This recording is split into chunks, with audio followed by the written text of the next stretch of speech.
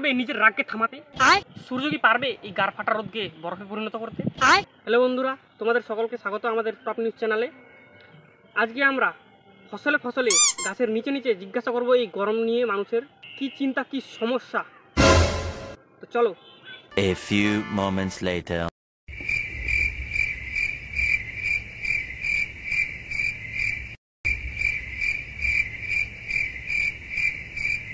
দেখতেই পাচ্ছ যে আমরা ফসলে চলে এসেছি।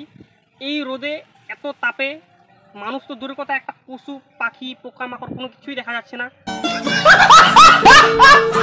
তো এখন আমরা যাব গাছের ছায়ায়, ওখানে গিয়ে দেখবো একজন যদি কাউকে পাই তাহলে ওকে জিজ্ঞাসা করবো। তো চলো। তো বন্ধুরা, তোমরা দেখতেই পাচ্ছ এখানে প্রচুর গাছই গাছ। তো এই গাছের ছায়া কোনো না কোনো মানুষ তো এই গার ফাটা রোদে তো বিশ্রাম করবেই।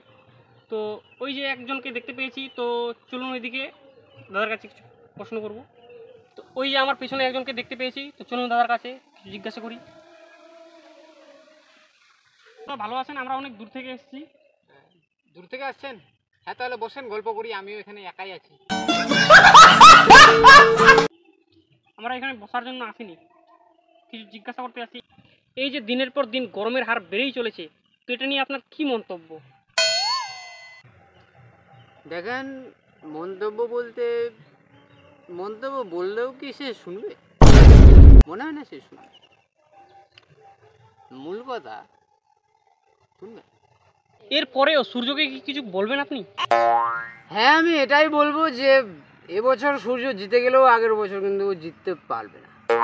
কেন? কেন যে আগের বছর আমি যাচ্ছি বিদেশ গেলে ও আমাকে দেশে নিজের পাবে না, তো বাল ছিঁড়তেও পারবে না। হ্যালো, সূর্য কোনো বাল ছিঁড়তে পারবে না। এরপরে আপনি কি সরকারকে কিছু বলতে চান? দেখুন, সরকারকে আর আমি কি বলবো, সরকার তো এমনিতেই অনেক বিজি থাকে। তো সরকারকে এটাই বলবো, একটা মানে ছায়া প্রকল্প যেন চালু করে। আচ্ছা, ছায়া প্রকল্প মানে হচ্ছে ছায়া প্রকল্প, ছায়া হয়, ছায়াই প্রকল্প একটা চালু করা দরকার। চালু করুক সরকার, এটাই। ঠিক আছে। প্রচুর গরম।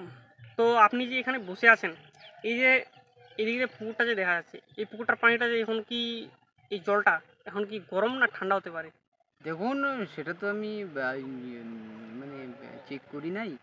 আপনি চেক করে আসুন।